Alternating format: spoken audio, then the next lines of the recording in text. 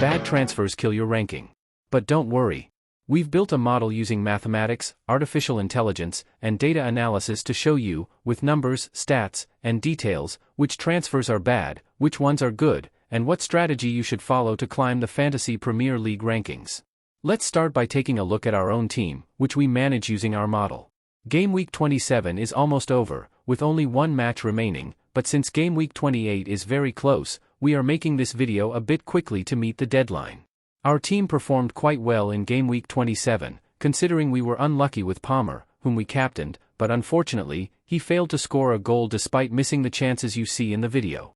Overall, we gathered 50 points. However, if Fabianski does not play today, as expected, sells will come in for him, bringing our total points to 56. Our overall ranking should be just above 66,000. Our defense performed very well this game week, as all our defenders brought points, even those on the bench.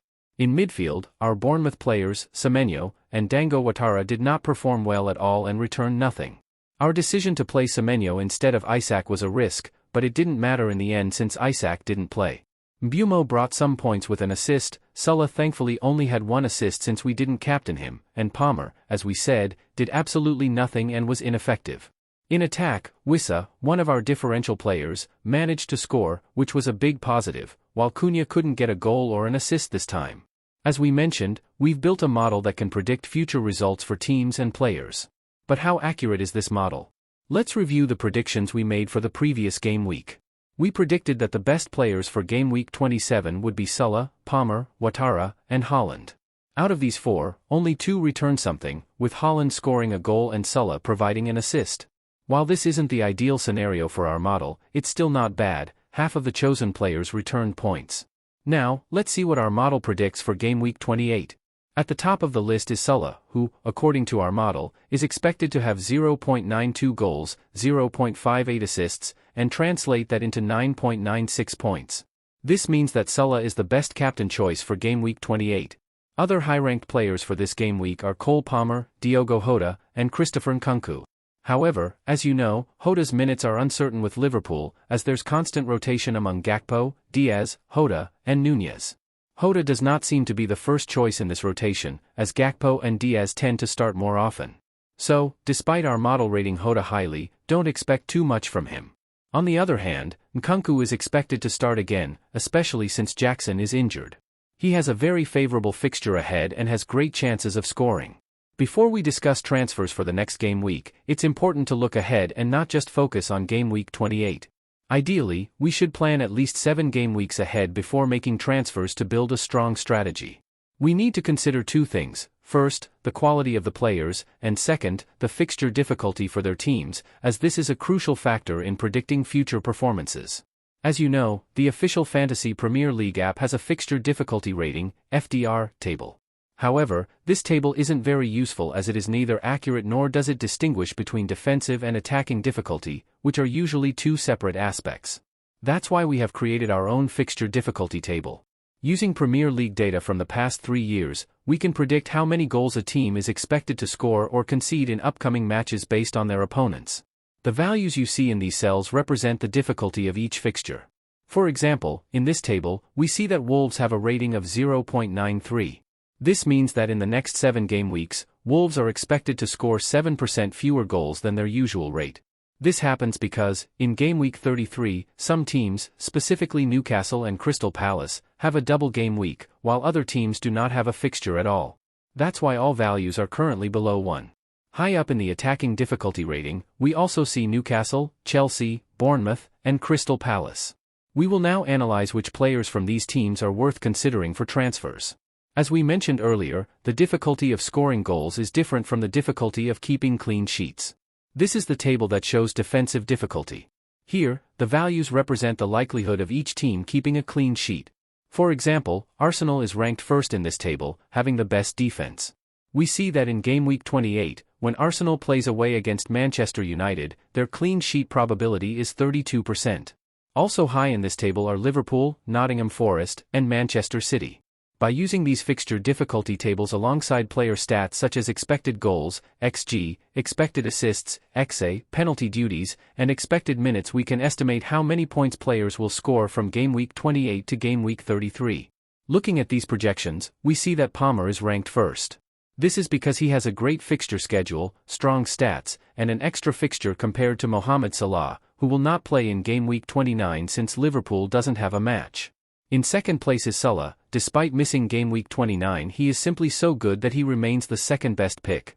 Following them are three forwards, Haaland, Isak, and Cunha. Haaland, while great, is very expensive, and his value doesn't justify the cost. If we needed a forward, we would prefer Isak or Cunha. Further down the list, we have Bowen, Son, Semenyo, Ouattara, Nkunku, and Mbeumo. Because of his high price, we would exclude Son. Semenyo, Ouattara, and Nkunku are great budget options, while Bowen and Mbeumo are solid and reliable choices. A special note on Bowen: we have him marked as a penalty taker since Paqueta is injured, but we're not 100% sure he will remain the designated penalty taker. That's why, if I had to choose between Bowen and Mbeumo, I would go for Mbeumo, as I'm certain he will take penalties now and in the future. Since we've only looked at the top 20 players, let's now check the best defenders.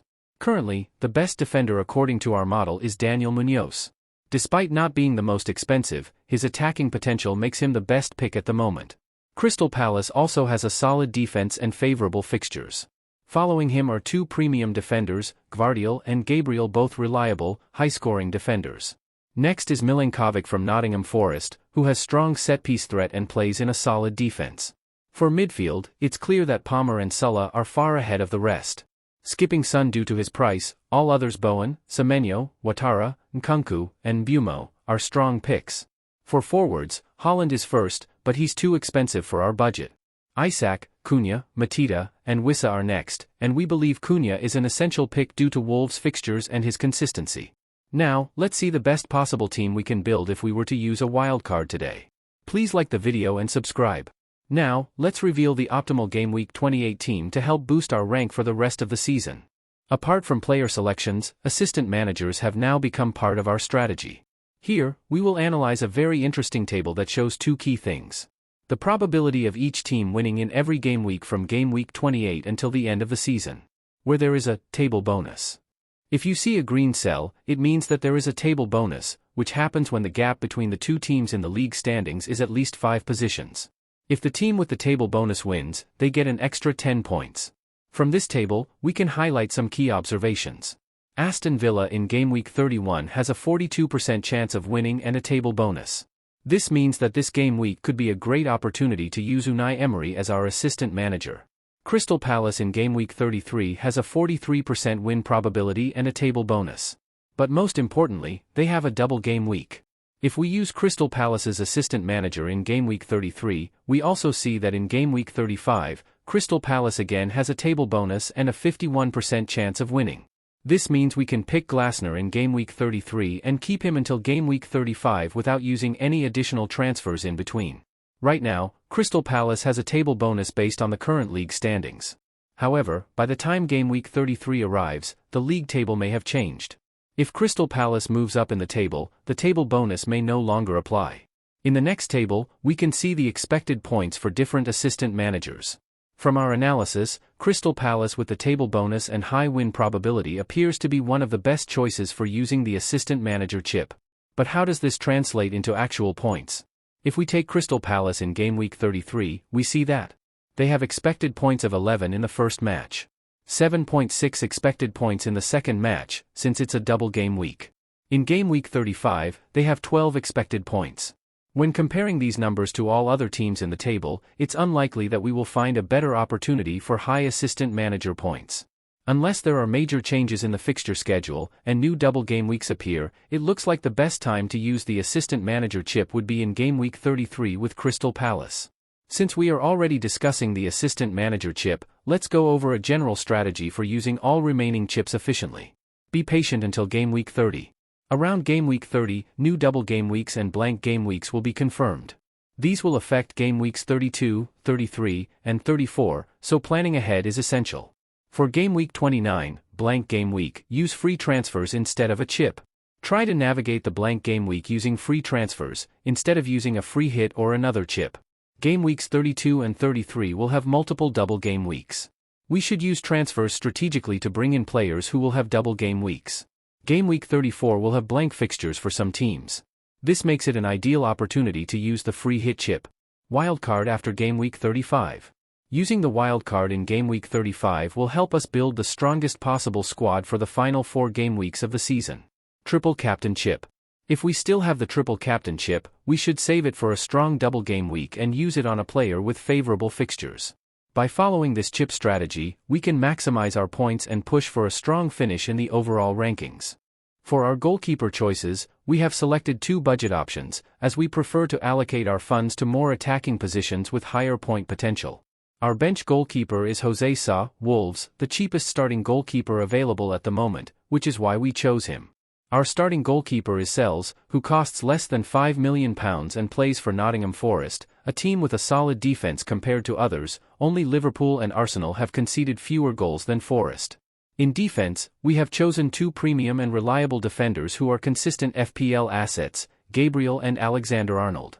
Both play for the 2 best defences in the league and both have attacking threat, Gabriel mainly from set pieces, while Arnold not only from set pieces but as an overall attacking weapon for his team. Alongside them, we have Daniel Munoz, whom we've already mentioned. Despite being a budget option, he is arguably the best defender in the game right now, as he is the most attacking right-back in the Premier League, based on his statistics. We complete our defense with Milenkovic and Ait-Nouri, who stand out slightly among other budget defenders. In midfield, we have, of course, the 2 best midfielders in the game by far, Mohamed Salah and Cole Palmer. They are accompanied by Mbeumo, who is a reliable option, plays every game for Brentford, has great numbers, takes penalties, and has consistent returns over time. To complete our squad, we needed some budget midfielders, and our choices were Semenyo and Dango Ouattara. If you own Semenyo, you might be frustrated because he frequently misses chances and doesn't contribute much to your team. However, remember that he is a budget midfielder priced at £5.6 million, and for that price, his output is reasonable. On the other hand, we have a small concern about Dango Ouattara. Up until now, he has been playing as a forward due to Evanilson's injury, but Evanilson is now back, which makes Ouattara's position in the starting 11 uncertain. If you prefer a differential pick, you could consider someone like Nkunku or another alternative. Unfortunately, we don't have many choices in attack at the moment, as almost every striker in the league is injured. We are selecting Isak, though he might also be injured, so we need to wait for further updates before finalizing the team. We pair him with Cunha, who is fit, has a fixture in game week 29, is Wolves' best attacking player, has good numbers, and favorable fixtures ahead. Our third striker is Matita, who is in great form and plays for a Crystal Palace side that is also performing well, making him a solid attacking option. As you can see, above Munoz and Isak, we have 2 players, Beto and Gvardiol. The reason for this is that our team currently has 5 players without a fixture in game week 29. This is not ideal because it would force us to make transfers later to field a full squad. Instead of using transfers later to fix this issue, it's better to start without these players now and save 2 future transfers. Instead of Munoz, we should start with Gvardiol and bring Munoz into the team after game week 29. The same applies to Isak, who may also be injured. It's better to start with Beto now and transfer in Isak after game week 29 in place of Beto. Now, let's take a look at our team's plans for the upcoming game week. We have free transfers available and £2.1 million in the bank. We will not make any transfers at the moment. Instead, we are saving them for game week 29, which is a blank game week. The only transfer we will consider is if Isak is confirmed injured. Otherwise, we will continue with the team you see on the screen. On the bench, we will keep Semenyo, who plays against Tottenham, Milenkovic, who plays against Man City, and Mykolenko. The rest of the players on your screen will be our starting lineup. Thank you very much for watching this video. If you have any questions, feel free to ask me in the comments, and I will answer anything you need. I'd love to hear your opinion about my team. Would you use the same players, or would you make any changes? Wishing you good luck and many big green arrows for your FPL teams. Don't forget to like and subscribe before you leave this video. Thank you very much.